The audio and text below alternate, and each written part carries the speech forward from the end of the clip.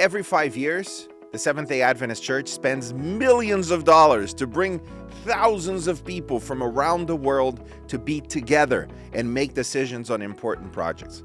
Why spend such money, and what is the point of a general conference session? Today, I'm here with Silvia Sicalo, who has been the coordinator now for one session at least, and is coming up to another one.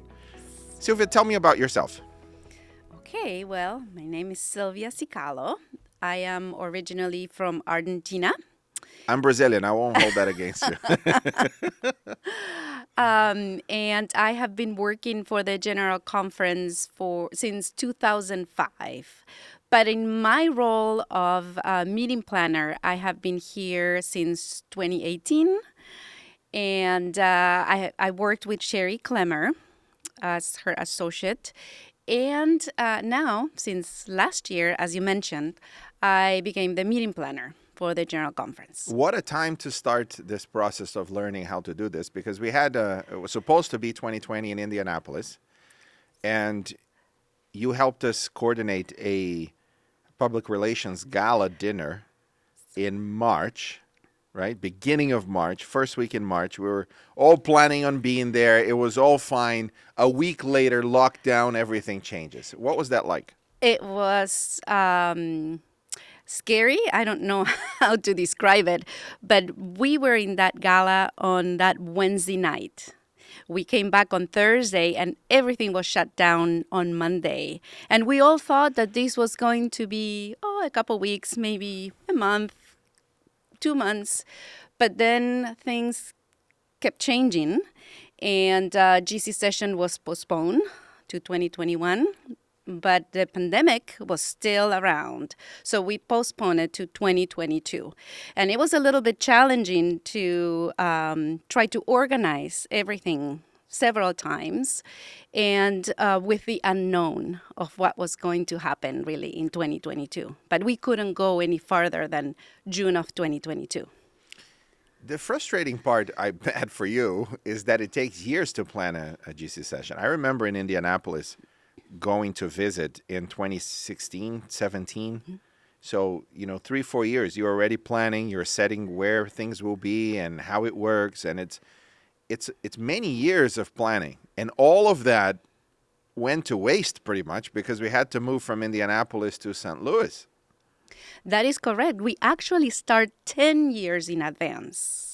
Yes, 10 years in advance. We do site visits, and then we bring those cities into one of the meetings where the executive committee meets, and they choose the venue or the city of the General Conference session in the next 10 years. So we really start 10 years in advance. Wow. I remember when we were voting for 2025. Yes, 2025. It was the funniest thing for me because we were in the executive committee and we had both delegations of St. Louis come and Indianapolis come. They were competing against each other for our vote. And Indianapolis brought a lot of people. It was a brilliant presentation. They presented themselves really well. They understood Adventism. And then St. Louis came with a video, and the mayor, I think it was, whoever it was talking about the nightlife and how wonderful the bars are and all of this. And to everyone's surprise, after the meeting, they asked the committee to present their analysis of it. And the numbers and all the other factors beyond the presentation seemed to be better for St. Louis. So lo and behold, what did we vote for? St. Louis. I bet you were there and you remember that very well. Actually, I was not part of that because it was before I came on board. Okay. But I did hear about it. Yeah, we were in the back thinking, oh my goodness. Because I thought Indianapolis got it. But it's not just the presentation. It's all of the meetings you have with the city before, with the organizers and the analysis of it. So in 2025, we're going back to St. Louis. But 2030, We've already voted Indianapolis. Is that correct? That is correct. And as you just mentioned, it's not only what the city presented, but we have to look at several things. So the city, the location of the venue, we need to make sure that the dome, the stadium, is connected to the convention center because, as you know, we have exhibits and several other meetings. So we do need space for And those for people meetings. that have never heard of General Conference session, are we talking about a couple of hundred people that need to visit? What's the size and the dimensions that we are being discussed right now for Indianapolis, say in 2030? Well, probably over 60,000 people. Wow. So that is a big number. And for that, you need to make sure you have enough hotel rooms, not only in the, within walking distance of the venue, of the stadium, but there are several visitors that it's the only time that they will come to observe how the church works, but the business meetings, how the elections take place, and they also want to engage with each other and see the exhibits, what other divisions, what other institutions are doing around the world. For most people that have never attended a GC session, they hear of 60,000 people. Well, it's a game, it's a soccer game, it's a football game, it's a whatever other game. And for those that have attended, they usually describe it as the first time that I heard that I was there when 60,000 people were singing together, the same hymn, all in their own languages. It transformed me. I was 13 years old when I first heard this. It was in Utrecht in Holland. And people are right. When you are in the environment, hearing about 60,000, that's just a number. But when you are there in the stadium and you hear this and you feel connected with thousands of people that believe what you believe, that also are there to worship Jesus, that would give their lives for the same things you would give your lives for. It is so amazing to be present in that moment. And it makes all of the preparation worth it when you are there. Definitely. All the many hours and, as you said, all the preparations that take place for 10 years, really. It's all worth it. I mean, I still get goosebumps every time I remember the last Sabbath in 2015, singing with the orchestra, with the mass choir. It's something that you cannot explain until you go through it, until you see it and you feel it. That's beautiful. Okay, let's go back to logistics. So most church leaders, actually, there's a big difference between what church leaders and church members perceive as the importance of session. So church leaders, they look at, as far as I can tell, three important decisions that are made. One, changes to the church manual, which impact 162,000 congregations. And this is a lot of congregations. I often mention that for every McDonald's there is in the world, there are 4 Adventist congregations. Wow. So it's a lot. And the church manual kind of guides them in how they establish themselves and how they grow, and et cetera. The second element are the elections. So the Adventist Church believes that we need to bring the family together from the whole world to decide who God is calling us to lead in different capacities for the next 5 years, because we work on a 5-year cycle. And we'll talk more about this in a moment. The third is changes to policy and some special policies that can only be changed, like the Constitution and others, during a GC session. So people talk about the business of the church being those changes that affect the whole world, and the elections and the changes to the church manual. Those are leaders.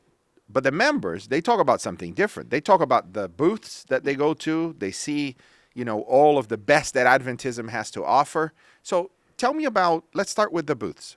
What is the exhibit hall, and what should we expect in a couple of years, in July 2025, when we are there in St. Louis?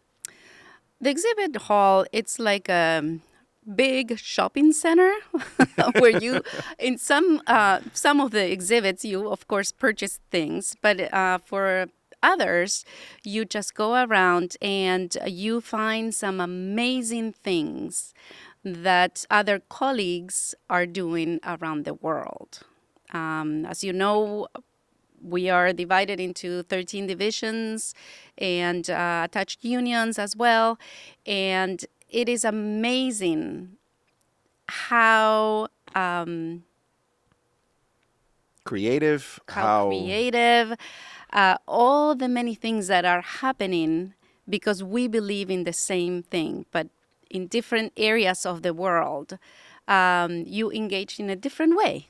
and it looks very different. It looks very So different. if you want to know what it's like to be an Adventist in Mongolia or Zambia or, Papua New Guinea or Fiji, they all look very different, but they're all Seventh-day Adventists. Correct. And walking around that exhibit hall, that's one of the dimensions that you really get a grasp of how international the church is. Exactly, and you hear songs in different languages. The same songs that you may sing in English, in Spanish, is being sung in Swahili or Korean, etc.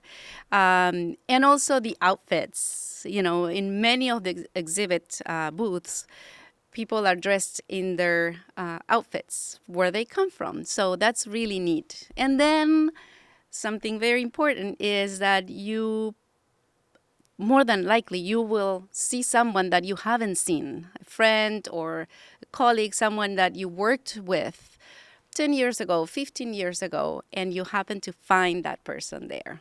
Yeah. So it's really neat, the connections that you Beautiful. make. Yeah. Okay. There are also universities there, hospitals there, and especially the universities and academic institutions. If people are interested in sending their children, perhaps, or interested in attending some of those. We have 2 million students in the Adventist education system, and many of those universities will be there as well, I presume. That is correct. From institutions within each divisions, within the division, we have also institutions like Loma Linda and Andrews that are directly connected to the General Conference, or Adventist University of Africa, IAS in the Philippines, and so on. So you find really all of them. Right. Silvia, let's talk about the logistics a little bit more. Millions of dollars are invested to pull off a General Conference session. We've got 2,700 delegates or 2,000 delegates. They divide themselves into different groups, and we're not going to get into that here. We can have another interview with Secretary, and they can come and explain to us the business of the church during it. But I want to talk about the logistics itself. Why is it worth spending all that money to be burnt up in 10 days is a question that sometimes people ask. So let me give some background to the question. There are multiple ways of keeping people united. Coercion works really well. You have a tyrant who coerces people to do whatever it is that headquarters want them to do. The Adventist Church does not operate this way. I used to complain about the travel budgets that I have and other people have before coming here. And travel in the first 5 months is wonderful. Then it becomes a drudgery. Then it becomes when I need to travel again, I'm going to go to Johannesburg in a few weeks. And I've just come back from Tennessee, Miami, and then Korea and Europe, and it's one after the next. Then you begin to see how taxing it is to travel all over the world. And we're not allowed to travel on business, so we need to travel on economy, which I agree with, but it's very tiring. And when you get there, how wonderful it is to see the different cultures. You go from a hotel to the airport, and from the airport to the hotel, and if you're lucky, you get a walk just to have an idea of what's going on. Because, you measure your stay in different countries in terms of hours, sometimes not even days. Mm-hmm. And I've learned that the Adventist Church is kept together because of our travel budgets. This is an insight that, for me, is very clear. I'm responsible for the brand of the Adventist Church. Yes. Okay, so the logo that you see behind Yep. us, and that's just a visual identity. The brand is much more than that. But I realized when we voted the new identity that I couldn't coerce anybody to use it. People used it if they wanted to. Our structure as a Protestant Christian denomination is we're very scared to have a Vatican and a Pope that can dictate exactly what's going to happen everywhere. In other words, our legal structure is each of our unions, they have a great deal of independence to do whatever they like and autonomy. And so do our conferences and so on and so forth. So if we're going to keep the world together, we need to inspire them. And this requires sitting together, eating together, looking each other in the eye and talking about it and experiencing this level of humanity and the Holy Spirit being part of this process. The only way that we can help the world be together is to inspire people. Our structure does not allow for any form of dictatorship.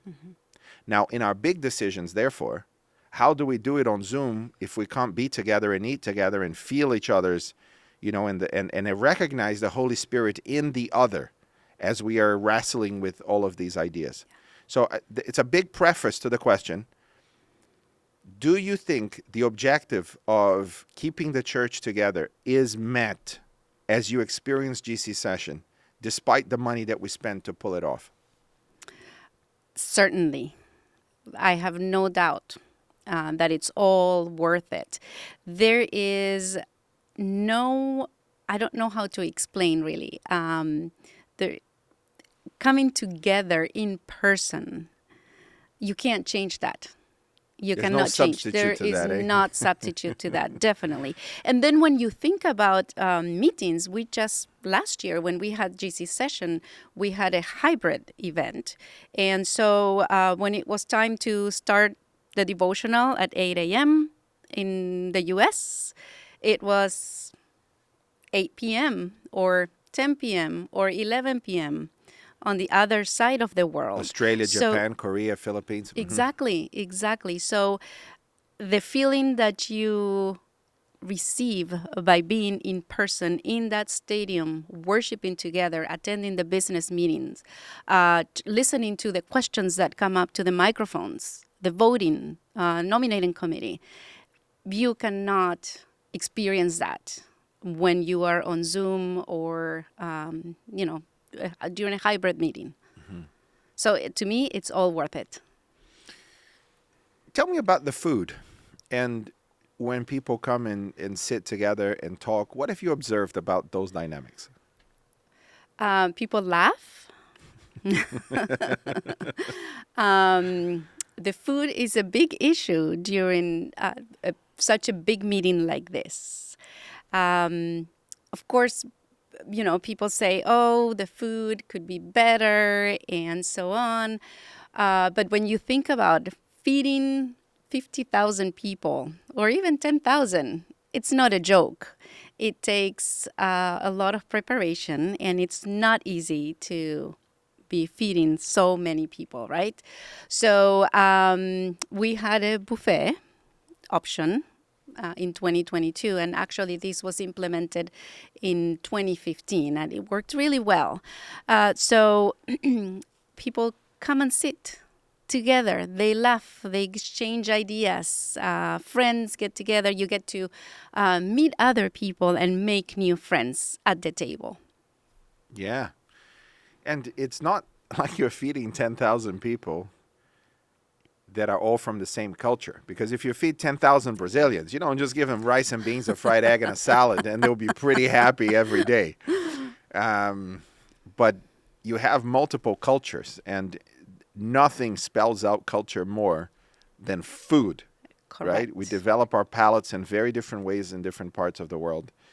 And I don't know how you could, in any ideal circumstance, make everyone happy with food. I don't envision that. I mean, this would take the second coming for us to get a meal together that everybody's happy.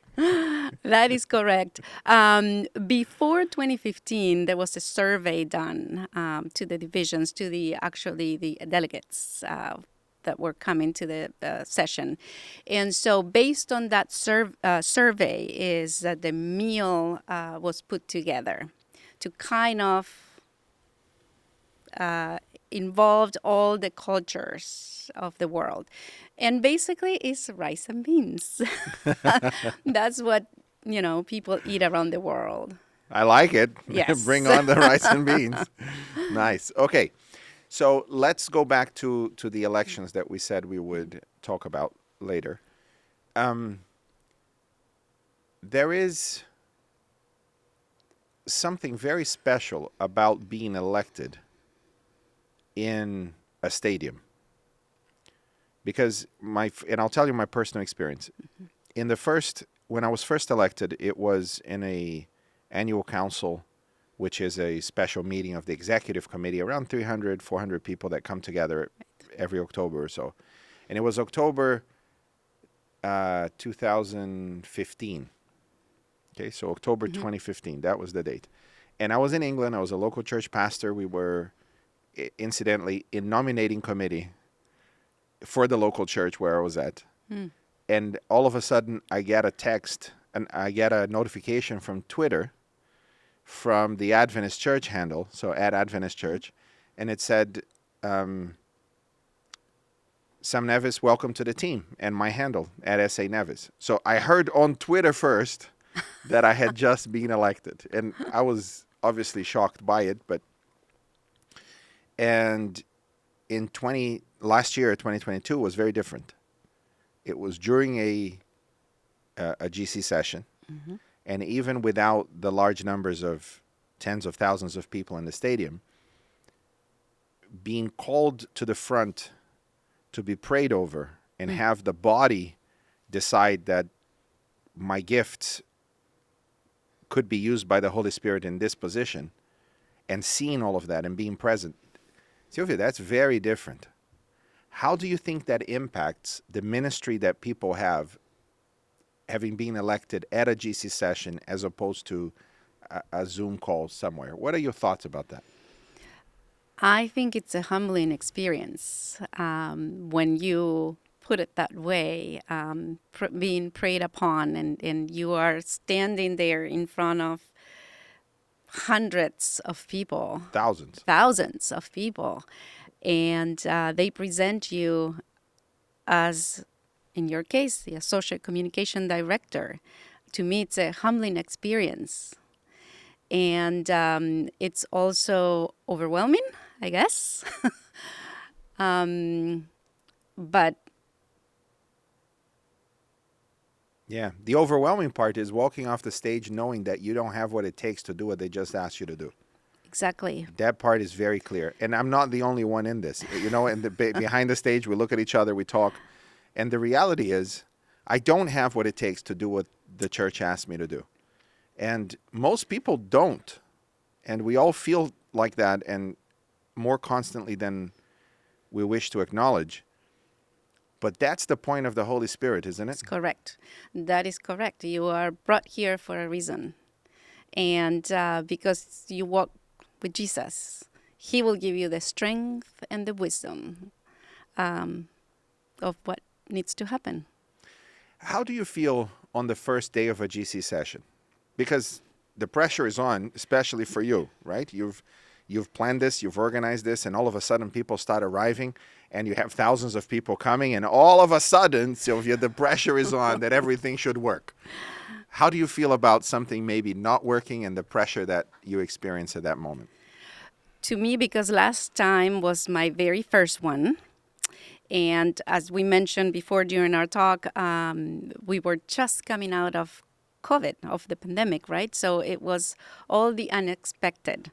So it's nerve-wracking, really. What happens if the internet is not working? And that was one of the things that we were very concerned about, because everyone was voting for the first time on their devices. And we were having a hybrid meeting, so, a lot of the delegates were connected on Zoom. So to me, to the team, actually, that was one of the main concerns. How big is your team? that organizes this? I mean, the core team, obviously, that puts Well, it together. it's the session manager, who is George Iwake. I am the associate session manager. I work, of course, directly under George. We have 3 people in our office. And then we also have the session planning committee. That is a larger group.